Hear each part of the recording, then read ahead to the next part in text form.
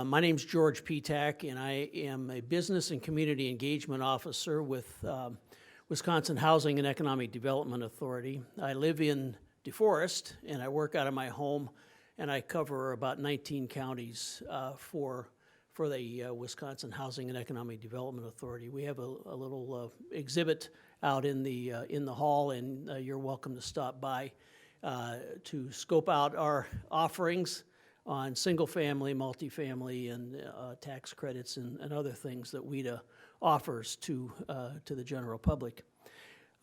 We're privileged today to have 4 people on our agenda for this session. And we're going to start with Steve Hanrahan. I'm not going to do much of an introduction. The introductions, or I should say the bios, are in the program, and you can see that. And Steve will probably have a few introductory comments of his own from Habitat for Humanity. Just in terms of the format, we have 4 presenters. Each of the presenters will present from the podium here, and then we'll have a Q&A session for the 4 of them after they conclude all 4 presentations. So if you have questions, please be prepared to, you can write them down and be ready to take them up with the presenters at the conclusion of the foursome. So without further ado, Steve Hanrahan from Habitat for Humanity. Steve?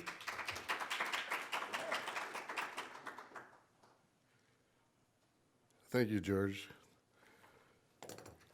I'd like to welcome you all to the 5th annual summit. This is my first summit, and I raised my hand and said, sure, Olivia, I'll help. And the next thing I know, I'm standing up here pretending like I'm an expert on housing, which I am not. But I do know a lot about Habitat and our home repair program, and I hope to be able to share some of that with you today. As George said, I'm Steve Hanrahan. I'm with Habitat. I've been around for about 5 years. And in the Habitat world and maybe some of the other nonprofits out there, that makes me quite the veteran. We have a lot of turnover, and there's very few people that have been around for more than 5, so I feel privileged to be involved. Today I want to share with you some info on our home repair program. We'll start with a little background, how we define home repair and through the Habitat lens, which is a little different than what you might think, not drastically, but just a little bit. And then some of the ins and outs and how you can interface with Habitat, how we can help you help the folks in your community. So Steve, one quick point, Steve. You have the clicker up there. Oh yeah, sorry. I can do it if you want me to. Nope, if I can, I'm assuming going to the right will go the direction I want. I believe so. We're going to have questions at the end, as George said, so we can answer some there. I'll be around for most of the day. If you want to ask me a question, please do so. So if we start out with why home preservation, and this I admittedly stole probably from the author who's sitting in the back of the room here, Kurt Paulson, in his reports, but it's pretty important for us to remember that 60% of the single-family dwellings are from prior to 1980. A lot of you in the room weren't even around then. I was, so I remember what it was like in 1980. It was a long time ago. A majority of the workforce in the next 20 years will live in existing housing. So although we've talked a lot about the need for new housing, more rentals, more home ownership, what have you, the fact is, if we could take care of the housing that exists out there today, it would be a step in the right direction. Not the total solution by any stretch of the imagination, but at least it's something we could invest our time and money in that would see an immediate effect. Obviously, reinvesting has a lot of payoffs. Stabilizes the community, improves our efficiency and sustainability, which we're involved in a lot of that with Habitat in general, so that right up our alley. And it does renew communities. One of the things that I'm concerned about is when we go into a neighborhood that has affordable housing and we decide that the answer is to get rid of that affordable housing because it doesn't look good, it's not in good shape, all good reasons to maybe not have it there as it is today, and then we replace it with unaffordable housing.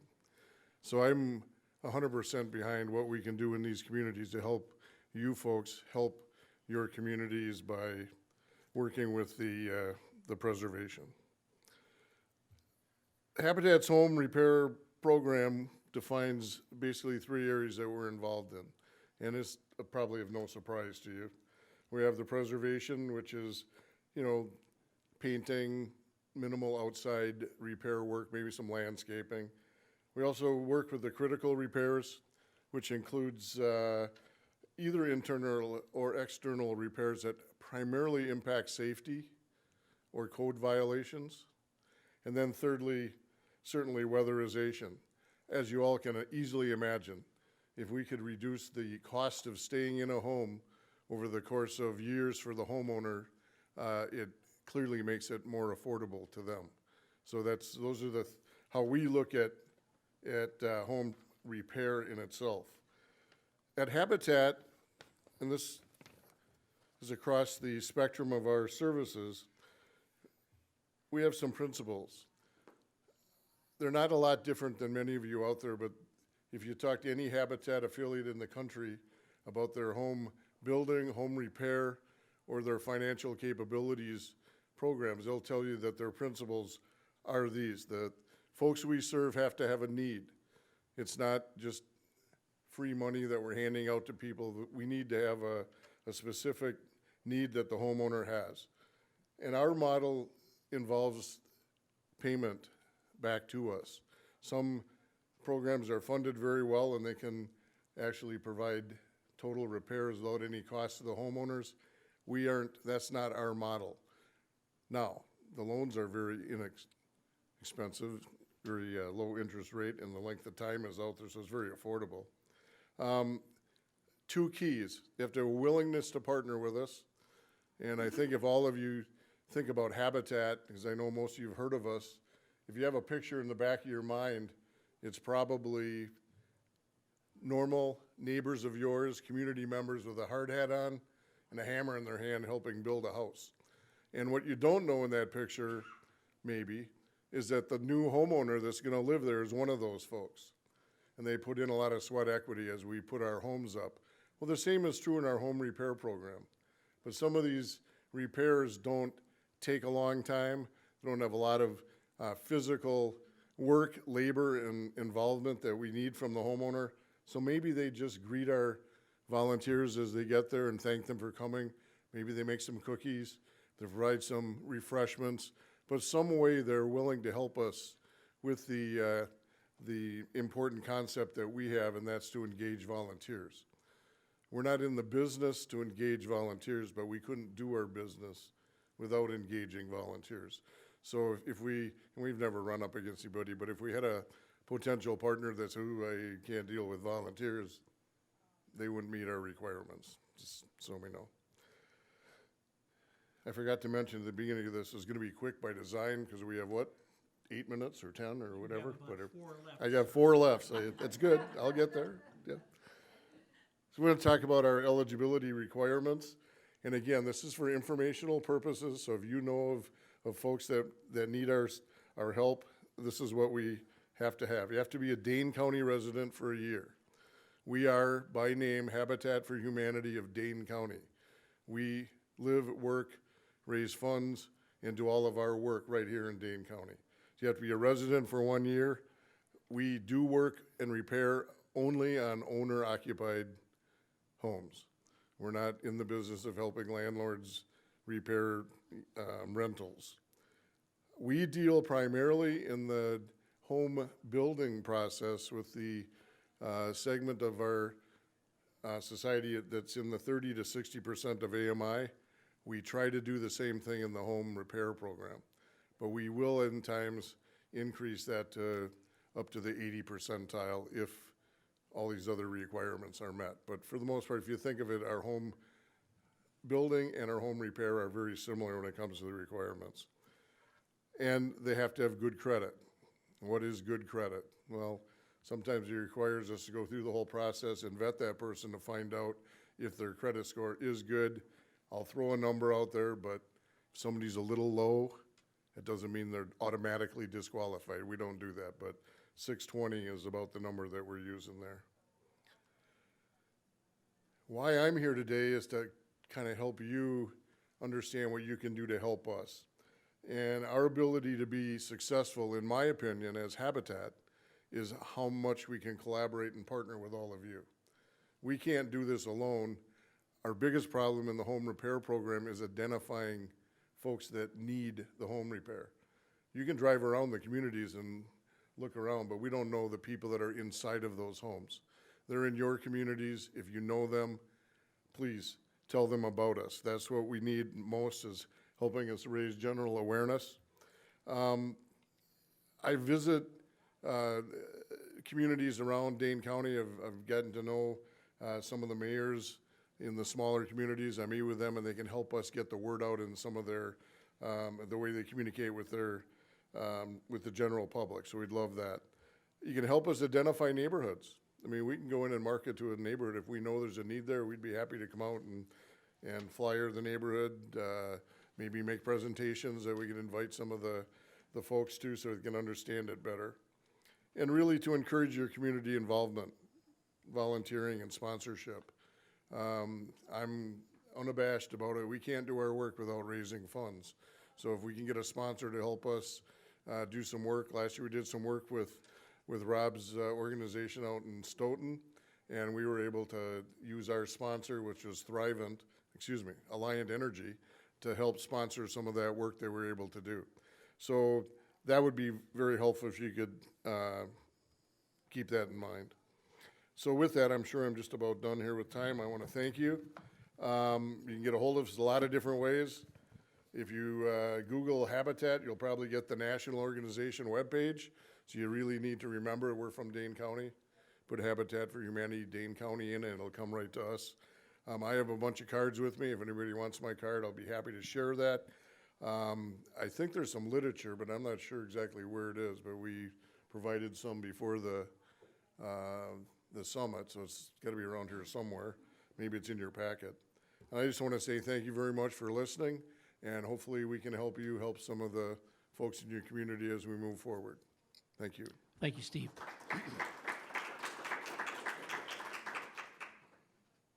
We will have time for questions and answers at the close of the 4 presentations. I don't know how you get to the next one. You're going to have to do that.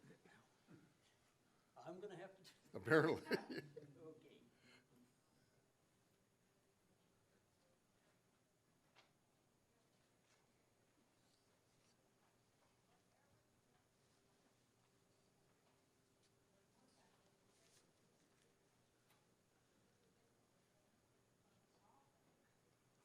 All I did was press the right button. There you go. How are we doing so far? Hey, success.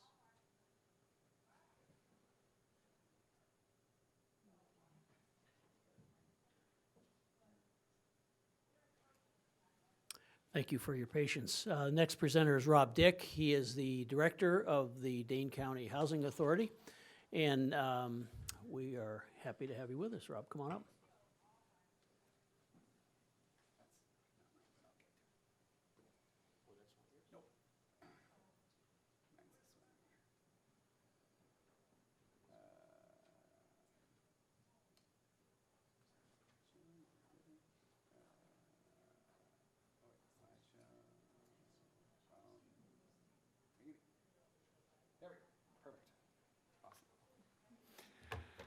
Thank you very much, George. Yeah, so I'm Rob Dick. I'm the Executive Director of the Dane County Housing Authority.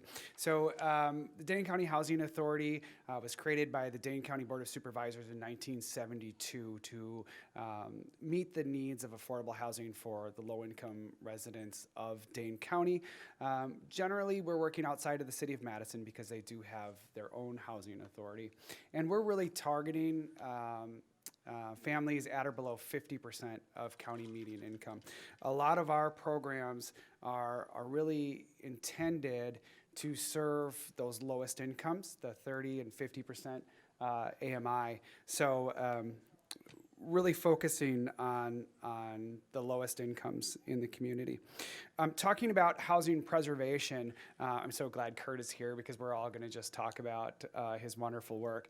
But according to the Dane County Housing Needs Assessment Report, we need to create somewhere around 1,000 units of affordable housing a year, every year for 25 years. That report came out in 2015, so the hope was that we would have built 5,000 affordable units in Dane County since then. We're not getting to half of that number. So that's a real problem. But the other problem is that number assumes a 98% retention of existing affordable housing. We're not doing that either. So it's a problem, and it's only continuing to grow. So for instance, if we were to, the majority of new affordable housing, as you all know, is generated through the low-income housing tax credit program now. And so if we generate 200 units of affordable housing through the tax credit program in 1 year, but we have another 200 units that age out and opt out, we haven't done anything. So we're just spinning our wheels and replacing 30-year-old housing with new housing, which doesn't really meet any of our goals. The low-income housing tax credit program was started in 1986, and it generally has a 30-year requirement. The IRS puts a 15-year requirement on it, and WIDA puts an additional 15-year extended use period. So we're talking about 30 years. The first projects built with tax credits locally were built a few years after the program started. So guess what? They're 30 years old. Additionally, WIDA did have a provision that allowed owners to opt out after 15 years. So we've already lost affordable housing that was created under this program. So it's really important to look at what we have and make sure we keep it. Because again, if we're not meeting our goals and we're losing existing housing, the problem just gets worse. Additionally, I think it's really important that we talk about preserving housing with a rental subsidy. For those who don't know, the tax credit program subsidizes a developer to build a new building, and then in exchange, the developer holds certain units below certain income levels and restricts the rent at a certain level. The difference with subsidized housing is that there's actually a rent subsidy to the tenant. And when we're talking about Section 8 housing, or we're talking about USDA rural development, what that means is the tenant is paying 30% of their income, whatever that is, all the way down to zero. And in some cases, we have a minimum rent. But the idea is that we can house the lowest income residents without putting them into a financial hardship. So that's really the most important housing that we need to preserve, and so that's kind of what I'm going to be talking about today. I wanted to talk a little bit about a project that the Housing Authority completed in 2017 with the unending support of our good friends at Dimension Development. This is 54 units of USDA rural development housing in Stoughton, Verona, and DeForest. So again, housing that was for people all under 50% AMI, but all the way down to zero, because it had that actual deep skew rental subsidy. The owner of the project had applied to take this out of USDA, so we were really looking at losing these 54 units. They were all built in the 60s and 70s and had not had substantial rehabilitation since they were built. Total development cost on this project, $6.7 million to acquire and rehab. So it was quite a big project, and they needed everything from, I got the list on there, you can read it, it's everything. Projects like this are really hard to finance, and you can see here this had 1, 2, 3, 4, 6, 7, 8 sources of financing. We were very lucky that USDA has a program called MPR, Modernization, Preservation, and Revitalization, I believe. So we were able to get funding directly from USDA. They also deferred existing debt on the project. It had 4% low-income housing tax credits, as well as Federal Home Loan Bank, HP, Dane County money, and then the Housing Authority also had a couple of loans that we put into that project. So difficult, but worth it. I just have a couple of pictures here that I want to show. So obviously the right is before and the left is after. The difference is amazing, and the city of Stoughton is very happy that this was rehab because it was quite an eyesore for them. I don't have a picture because this picture was taken before we did it, but we also were able to put 20 kW of solar on each one of these buildings. So we were able to get energy tax credits that our lender purchased to help finance that solar, and we were able to cut, I don't know the exact percentage, I should know that right off the top of my head, but the electric savings with this solar system that we put on is dramatic. And we'll be able to pay for that solar system in less than 7 years, and it's guaranteed output for 25. So really great. Again, just some more pictures before and after. But my, sort of my thought that I want to leave you with is that yes, we need to be developing new affordable housing. I love our tax credit developers and we need to keep supporting them. However, subsidized housing should be number one in our priorities for preservation because again, we can serve families all the way down to zero income. That will never happen in a tax credit project without, again, putting another subsidy in like Section 8 housing choice vouchers. So I just wanted to highlight the importance of the rental subsidies and making sure that those are on everybody's radar to make sure that we don't lose those because the funding for creating housing like this is now gone. The funding that created public housing, that created USDA rural development housing, some of the other HUD programs, all got swept up into tax credits. So we can't recreate this wheel. We need to make sure we don't lose it. Thank you. Thank you, Rob. Next on the agenda is Denise Matika, who is the Executive Director of Project Home. Denise, come on up. Pressure. I don't have my glasses, it's just one logo. I have my glasses and they don't help on the technical side, but let's see. Well, my name is Denise Matika and I'm really loud. I'm the Executive Director of Project Home. Is it too much? Should I speak without the mic? I am a loud person. Jason Hafman is from our agency and he's distributing a brochure of our services at Project Home. And George is going to let me know if I go over. So I do get excited talking about Project Home and the work that we do. And I could go on forever, but we all know that wouldn't be what you want. So I'll try and keep it brief this morning. Project Home has been around for 48 years, and I've been there for 23 years. We have weatherized 20,000 units of housing. We have made home repairs. We have done 6,000 home repairs.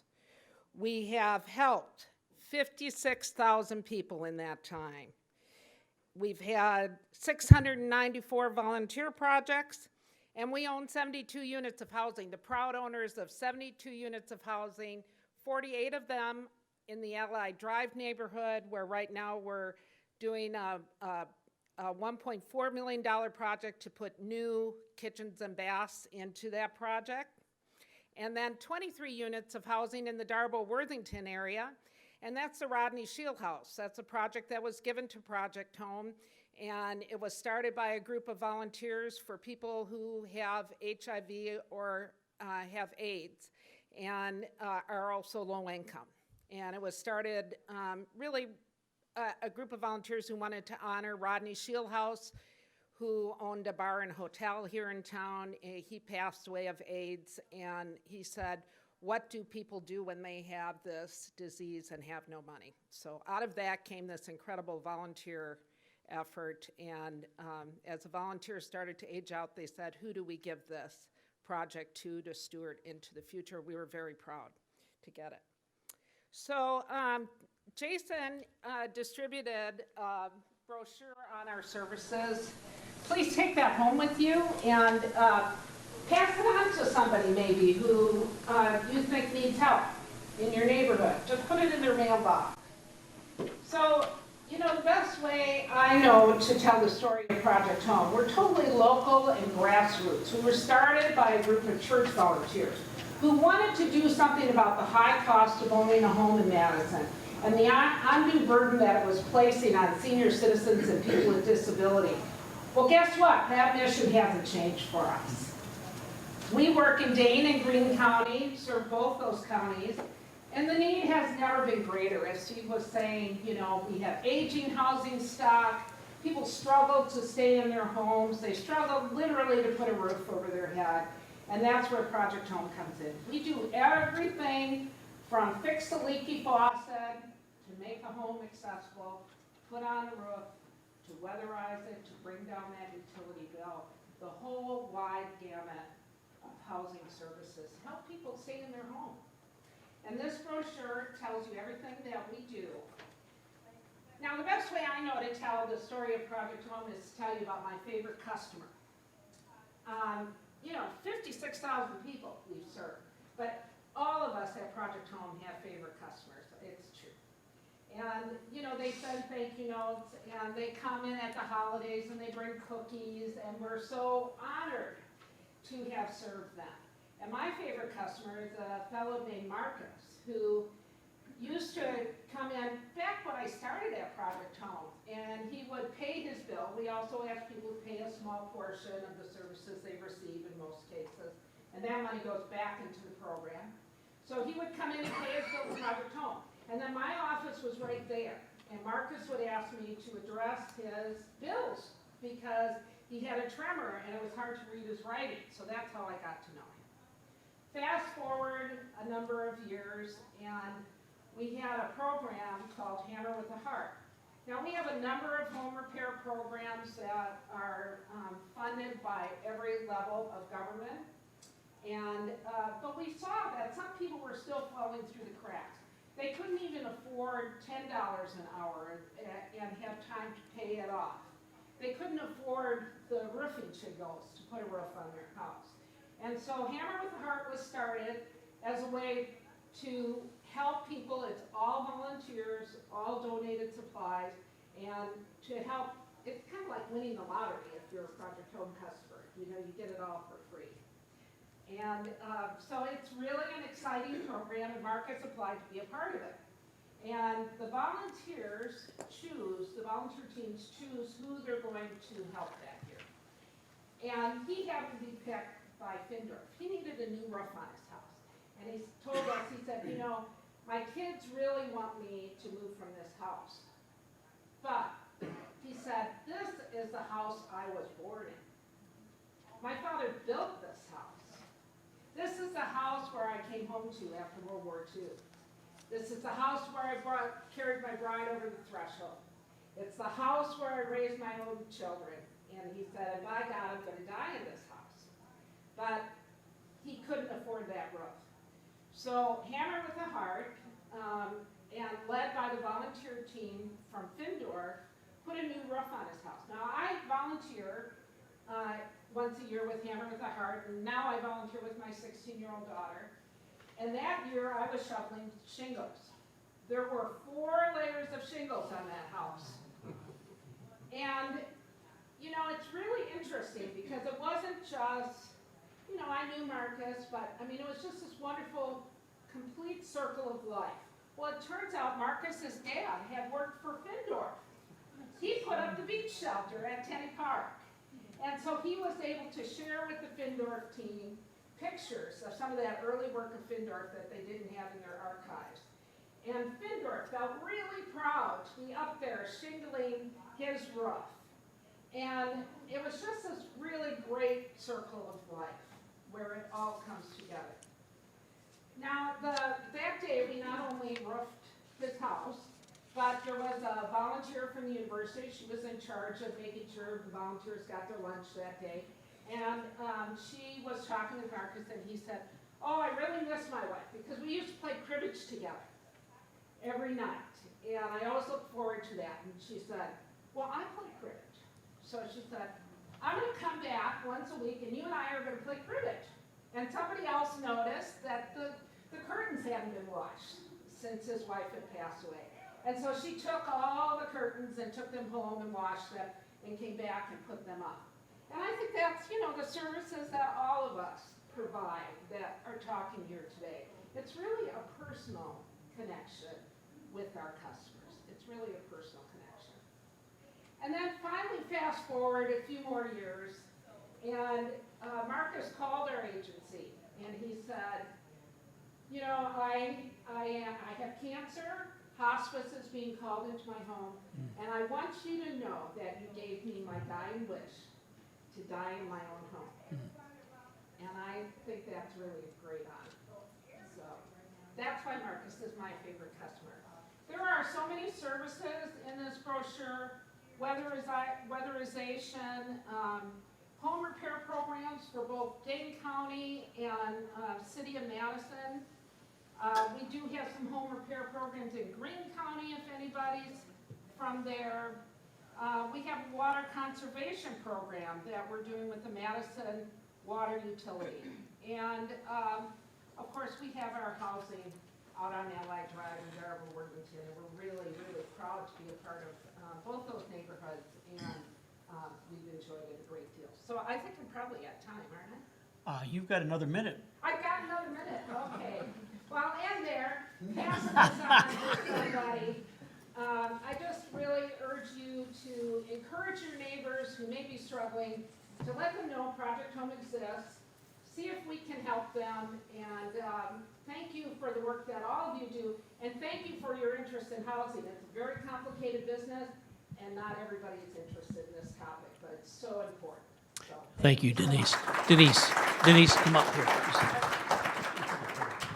I'll sit there.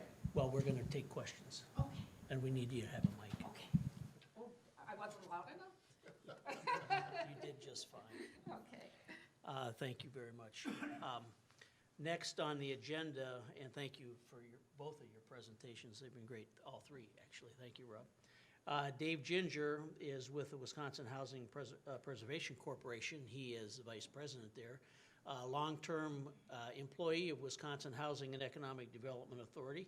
And Dave switched hats a few months ago, and we're glad to have you along with us, Dave. Thank you very much.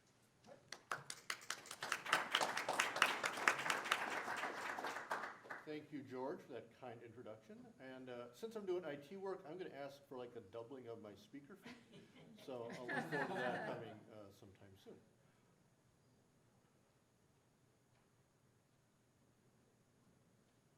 All right.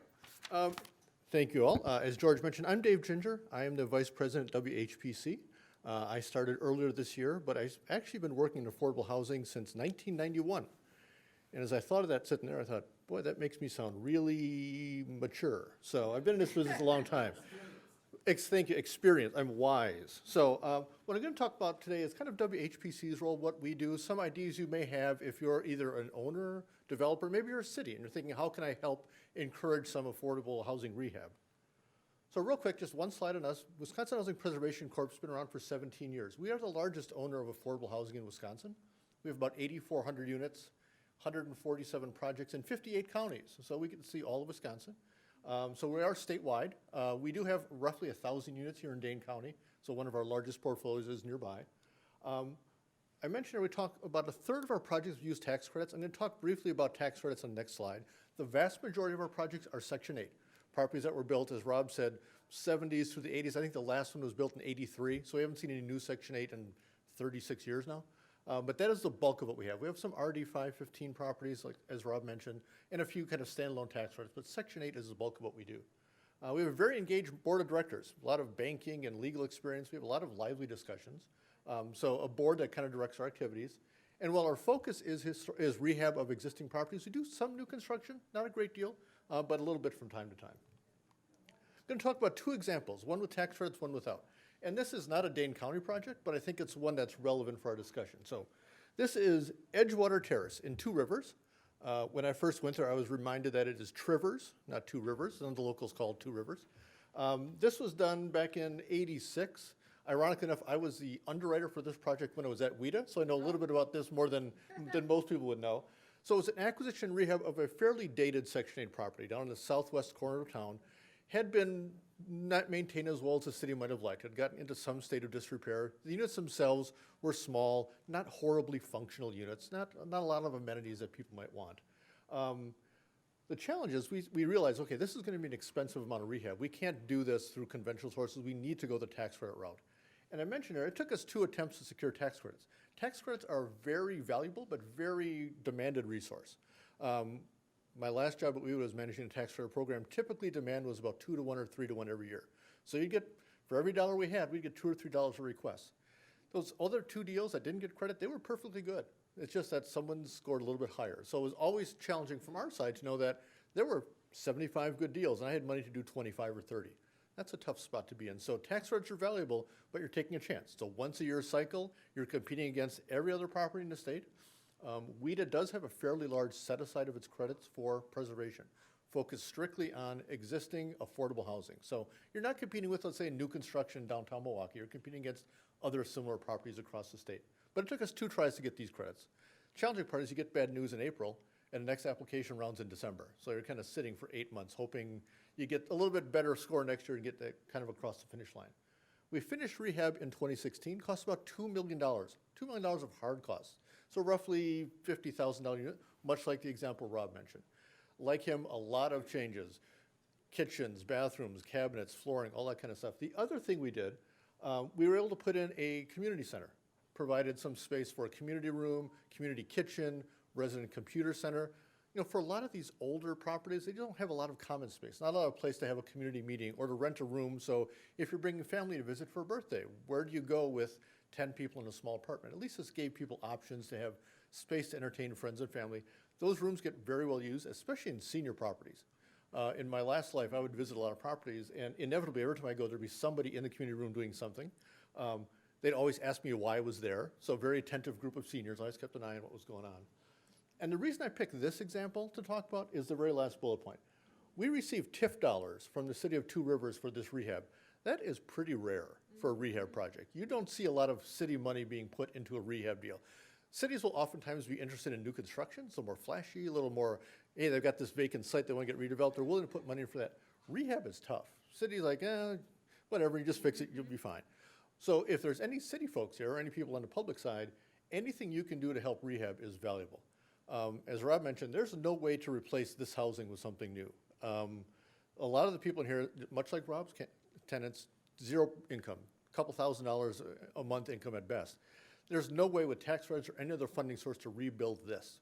So we have to keep this housing. And plus, for those of you with a green focus, what's the greenest building you can build is one you already have. So the less you need to do, to build a new structure, real estate creates a lot of waste. So if we can keep buildings as is by doing some rehab, that's a benefit for all of us. So Two Rivers put some money in that was great. It was a small amount, but enough to help us get that community building done, a few additional rehab items, a real help to get that deal to the finish line. The other slide is the opposite extreme. So the property in Two Rivers was a rehab project using tax credits. Brookstone Commons is actually not far from here, down in Fitchburg. It's a property we purchased very late in 2018, maybe in early 2019. It's a 28-unit family property, townhomes built in the 80s. Had been owned as market rate housing. The owner had owned it for many years. As time moved on, rents kind of slowed down a little bit, didn't have all the amenities other properties had. This became an affordable housing option without any restrictions from federal, state government. So purely affordable on its own. We acquired it in 2018, and because our mission is affordable housing, we want to keep this affordable without layering on top of it tax credits, Section 8, bonds, all that kind of stuff. So we operate this as affordable with no restrictions. Sounds great. Well, what's the challenge? Well, we're here in Dane County. Let's say George owns this building, and George has had it for 20 years, and he's just had it with owning. It's been a long time. It's been a lot of work.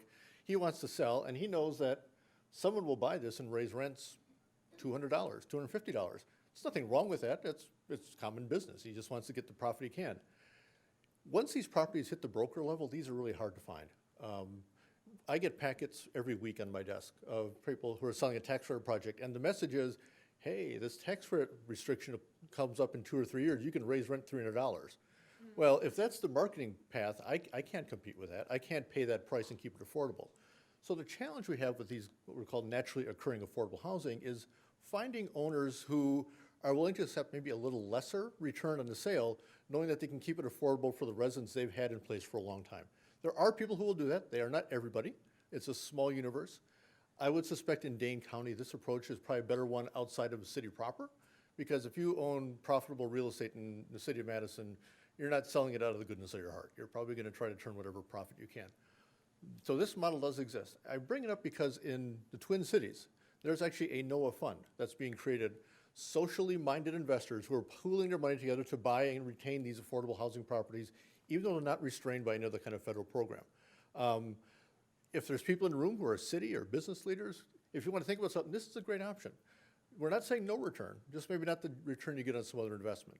They have raised up to $25 million in the Twin Cities for this process already, working with some nonprofits to go out and find properties, maintain them as affordable, have some return for the investor, not a huge one, but a return nonetheless. So you're not giving this money away. It is not a donation. You will make a return. In some ways, I actually talked to the group that's organizing this fund. It is fairly complicated. They have tiers of investors. This one gets paid first and their return is this, and this one gets paid next. So these are fairly sophisticated models, but it's allowing them to retain affordable housing without relying on a competitive tax credit program, the ability to find, let's say, Section 8 vouchers, which is hard to do. So an interesting concept. We've done our first. We hope to do more of these. And I think for those in the business community or connections you have, this is a way the business community can take a role. Invest in properties, get a return, provide some affordable housing without all the other bells and whistles that are attached to them. How am I doing on time, George? 3 minutes. 3 minutes, fantastic. One final slide. So what are some tools we use? We own a large portfolio, a lot of units. These are kind of the universe of tools. I'll talk about them real quickly. Tax credits, Rob talked about, we use tax credits quite often. There's both 4%, 9% federal. State also has a tax credit program that's paired with the federal 4%. Good way to get rehab done. In the 2 years of the state credit program, actually rehab's fared fairly well. So if you're looking to do rehab, that's a good option. Again, it's still tax credits, still competitive, but if you got a large rehab budget, this might be a path to follow. Tax-exempt bonds, so the same entity that allocates credits allocates bonds. We're in a world now where interest rates are low, so the benefit on the tax-exempt side isn't all that great. You know, the marketplace is fairly low interest rates. Going to a tax-exempt bond doesn't give you a huge advantage that maybe did a few years back, but it does provide you access to the 4% federal credit, so that's a source to consider. AHP program, I saw Tim Clont somewhere in the room today. He may have left already. AHP program from the Federal Home Bank of Chicago is a great program, provides 0% money essentially for new construction and rehab. Wisconsin always fares very well in the AHP competition. In my prior life, we always get complaints from our counterparts in Illinois, like, wait, you've got a third of the people we have, and you get twice the money. Well, for some reason, Wisconsin does well in the AHP world, so that's one to consider. National Housing Trust Fund. This is a fairly new program, came out of, actually, it was created in 2008 and got funded for the first time 3 years ago. So it took a little lag, just about 8 years to get it funded.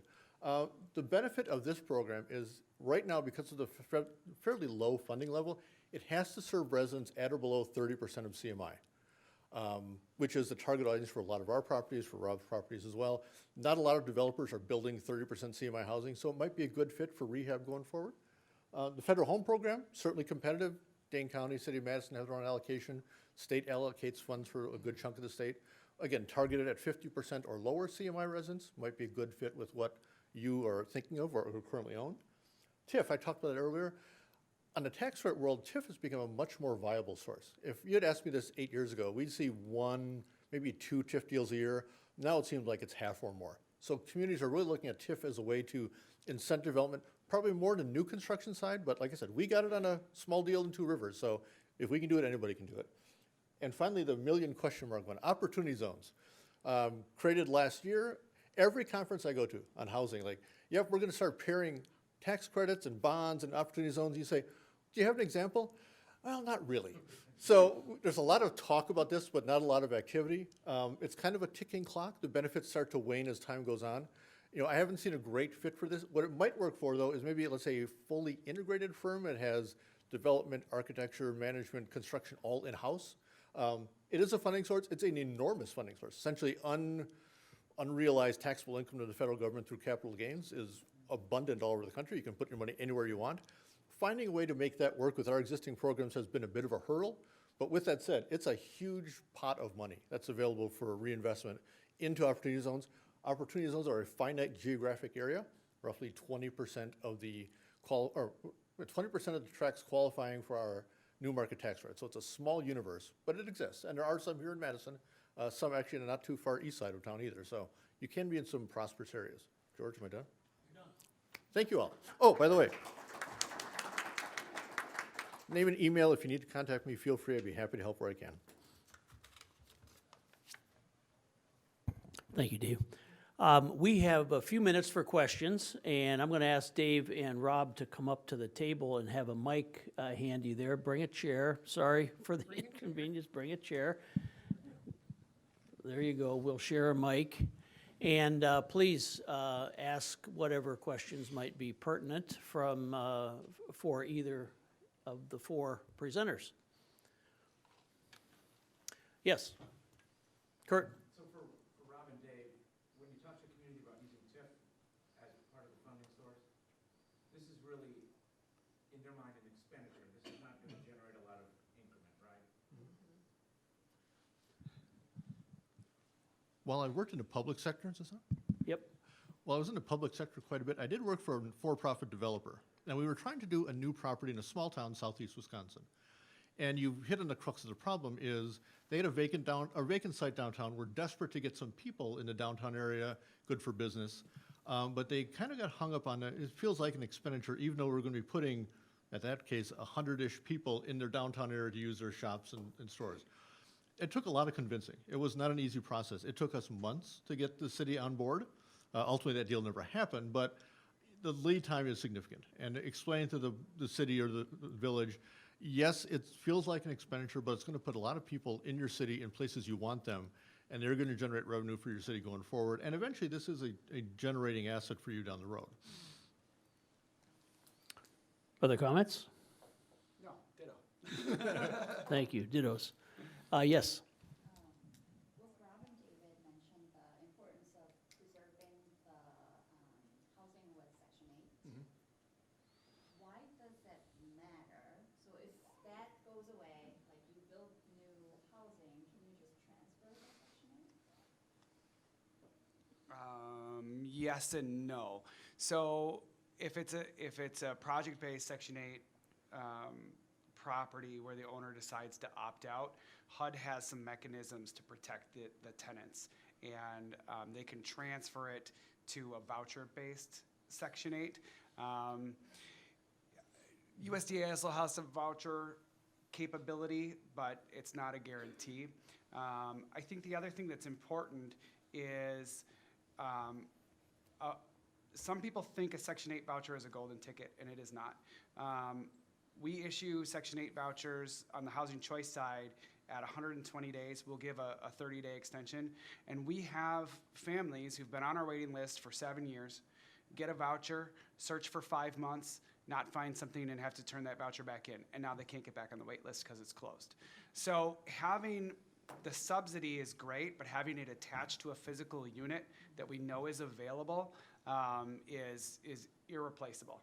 So, and obviously you understand the point of you know, you could have someone who is renting a 60% unit in tax credits, and the rents are restricted to somewhere around 30% of the 60% income limit.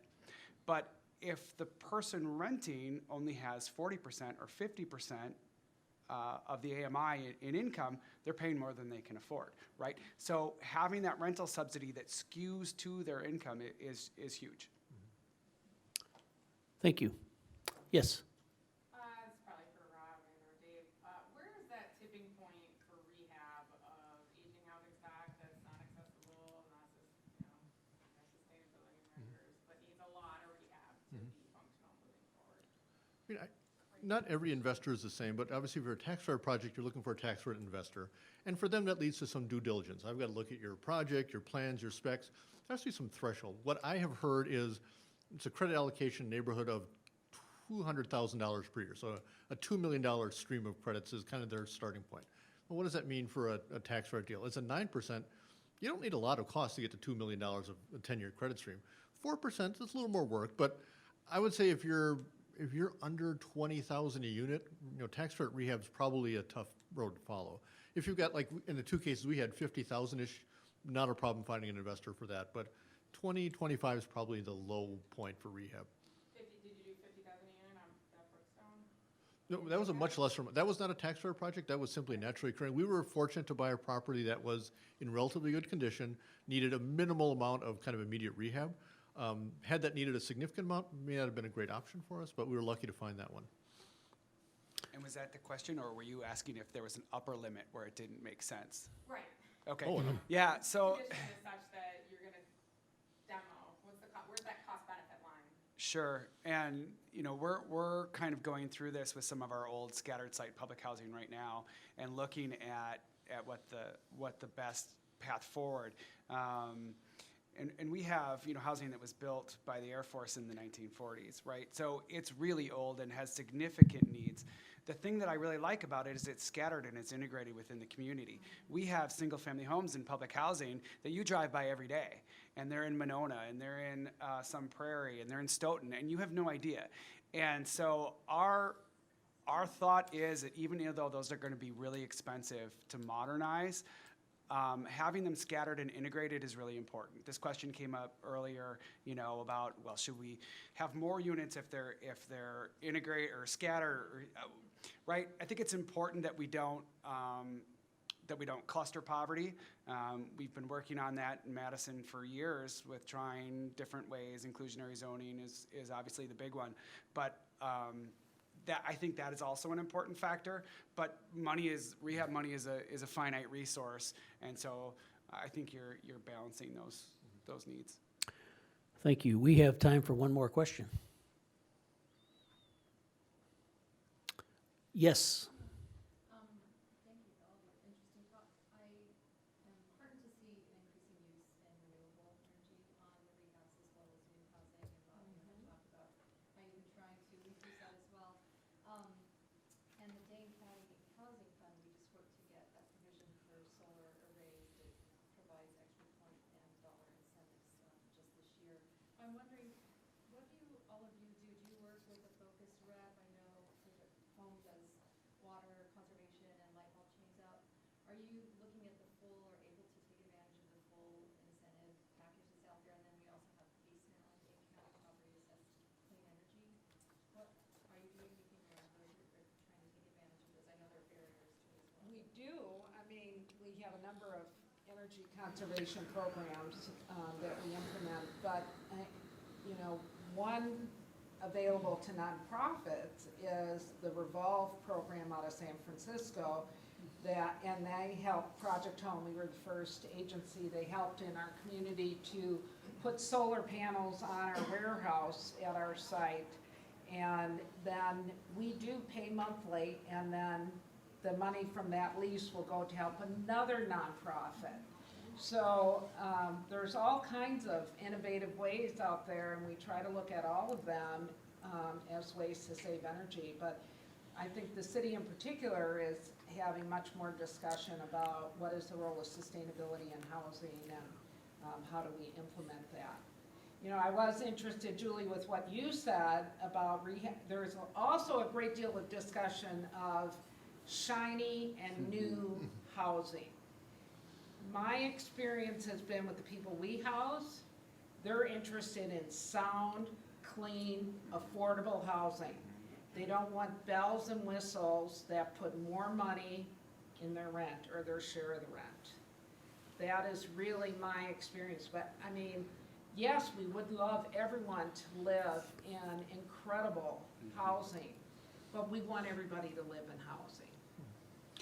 One thing I just add to that, talking to my good friend Brian Driscoll from MG&E, told me one time that low-income renters pay the most for utilities. And I said, Brian, that doesn't make sense. Everybody pays the same. And he said, no, because their units are inefficient. And our project was a great example. That was built with baseboard electric heat because those units are cheap to put in, expensive to operate. So therefore, the developer is passing those utility costs on to the tenant. And that just kind of blew my mind because I never thought about it that way. So when we were able to put those solar panels in on our project in Verona, the tenants were paying the utilities.